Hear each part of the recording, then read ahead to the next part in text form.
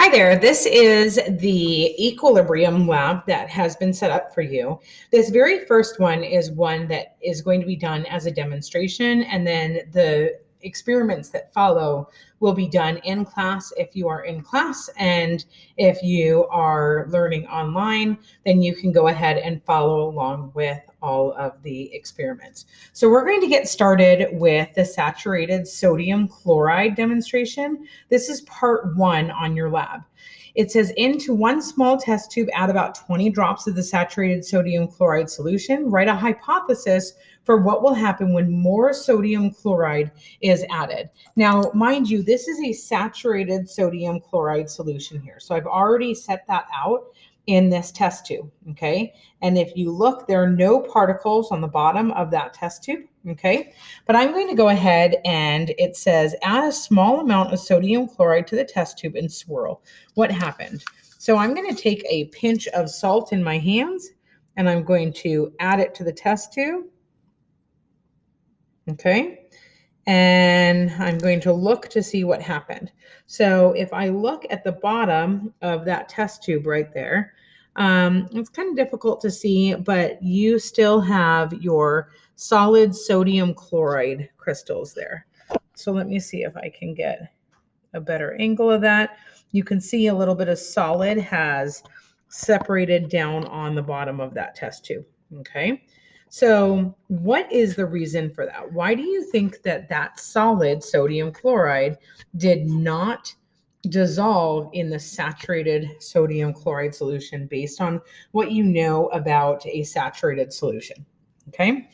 And then it says write the equilibrium constant expression for this. So remember, the equilibrium constant is going to be your products, your concentration of your products over your reactants. So if we look at this chemical reaction right here, that chemical reaction is sodium chloride solid produces Na plus AQ plus Cl minus AQ. So if you were to write the equilibrium expression, then how are you going to write it? Remember that only use the species that are marked AQ, or also you can use ones that are marked G. But if it's solid or liquid, you do not include that. Okay. Now it says using the results from number 2, explain why it makes sense that sodium chloride does not appear in the equilibrium constant. Then predict what will happen if hydrochloric acid is added to the equilibrium solution. Remember, when hydrochloric acid is added, then you're adding H plus and you're also adding Cl minus in this case. So I'm going to add 5 to 10 drops of hydrochloric acid solution, and this is a concentrated hydrochloric acid solution.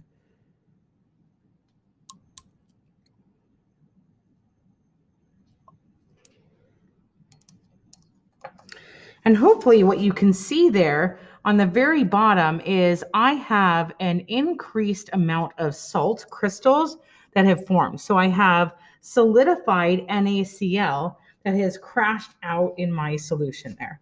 So what would explain that? Why would the hydrochloric acid, the concentrated hydrochloric acid, which is adding Cl minus to the solution, why would that cause more sodium chloride solid in the reaction vessel? So the next reaction that we're going to do is dealing with black tea. And so I have 3 different test tubes, and those 3 different test tubes are labeled A, B, and C. Okay, so I've already gone ahead and put my black tea in those test tubes. And the procedures say test tube A is your control test tube. You will not do anything with this. Record your observations. So what does this look like right there? If you look at A, your black tea, okay? So it's kind of like this darkish, brownish, orange color, okay, liquid. And then if we look at test tube B, it says to test tube B, add 15 drops of H plus ion. So I'm going to actually add just regular household vinegar, okay? I'm going to add that to B.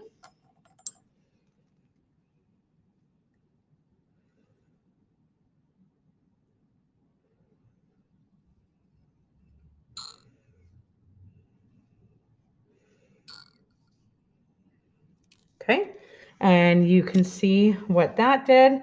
I'm going to let that mix a little bit, mix up a bit.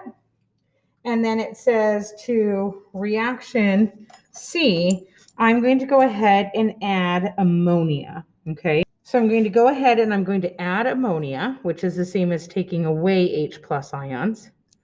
Okay, and hopefully you can see what happened there. Okay, and now I'm going to compare the three of them so you can really get a feel of what the difference is. So I'm going to put B on one side and C on the other side. So if you look at this, B is this one right here on my left side. Our control A is in the center, and then C is going to be on the right side. So you see that C got a bit darker, B got a bit lighter. So why is that? Explain, based on what you know from equilibrium, why did that happen? Part 3 is your reaction of bromethymol blue. So bromethymol blue is yellow when it's HBB, it's got the hydrogen on it, and it's blue when the hydrogen and the BB have dissociated from it. When both HBB and BB minus are present in equal amounts, the solution is green. So if you take a look at that, you can see this is kind of a green solution. It's a really, really dark green solution. So now write the equilibrium expression for this equilibrium reaction, okay? What will happen if hydrochloric acid is added to bromethymol blue? What do you think is going to happen? So what we're going to do is we're going to add hydrochloric acid to this. Okay.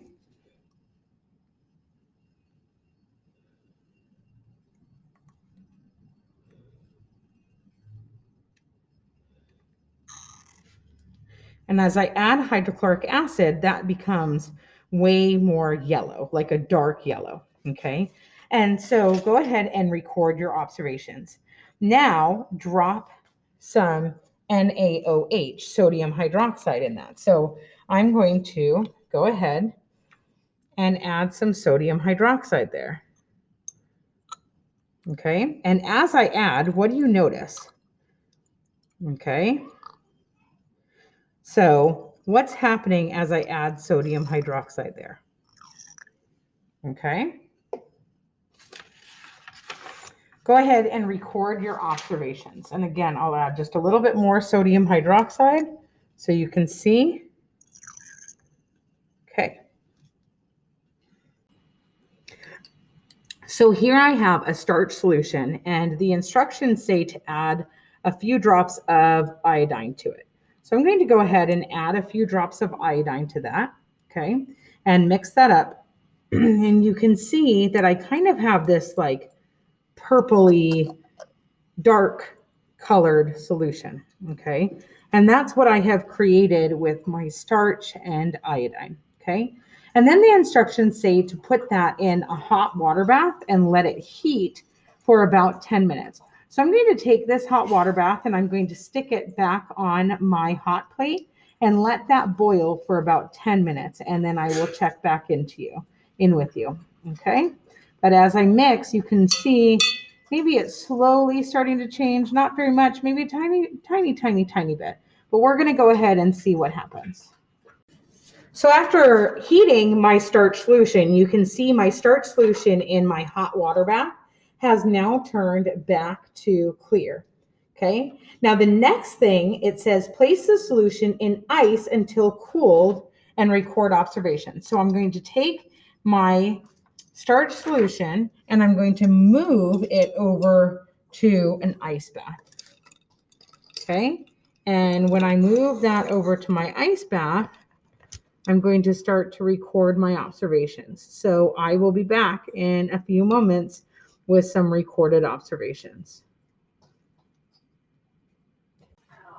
So now you can see that this is what has been created after I have let my starch solution, which turned clear in my hot water bath, this is what's happened after I've let it sit in my cold water bath for a little while. So you can see on the bottom there, I'm starting to form more of my purpley color. So I'm going back towards that darker color that you saw earlier after cooling it.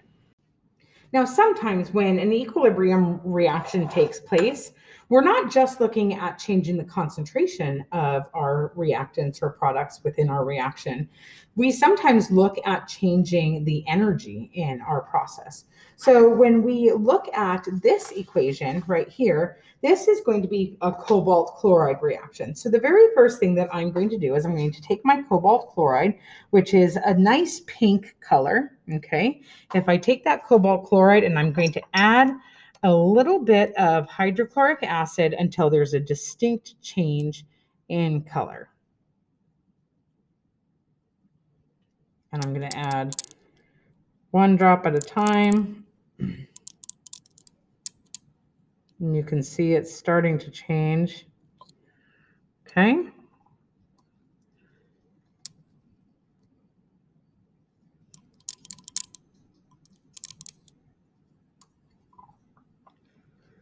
Okay, so you can see I am moving more towards like this purpley color.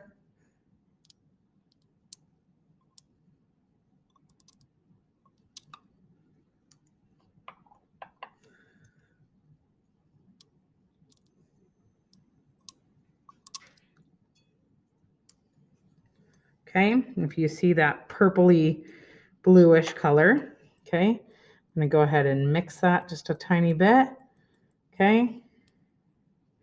Still this pinkish purple down on the bottom, you can see that.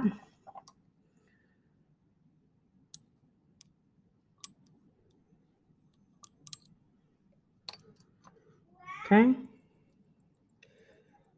A little bit more purple, a little bit less pink, but definitely still a pink purple.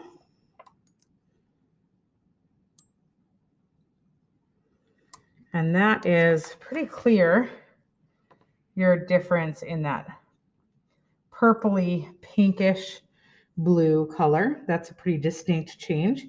So then what I'm going to do is I'm going to add a little bit of distilled water. So when I add a little bit of distilled water, you can see that my reaction starts to go back to pink. Okay.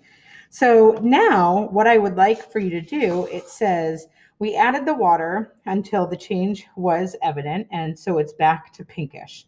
Okay. Now I'm going to take my test tube and I'm going to add my test tube to some hot water. And I have some hot water right over here. Okay. So I'm going to go ahead and take my test tube and I'm going to add it to hot water and see what happens. So when I add that to hot water, notice that there is a clear change. Okay. You can see it while it's in that hot water. It is definitely going back towards blue. Okay. When I add that test tube to hot water. Okay. So record those observations if I increased the temperature. Now, what if I decreased the temperature and I put it in cold water? Okay, putting it in cold water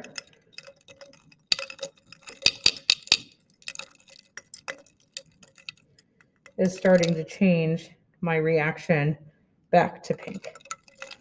Okay, so I could go back and forth between hot water and cold water and go back and forth between pink and blue.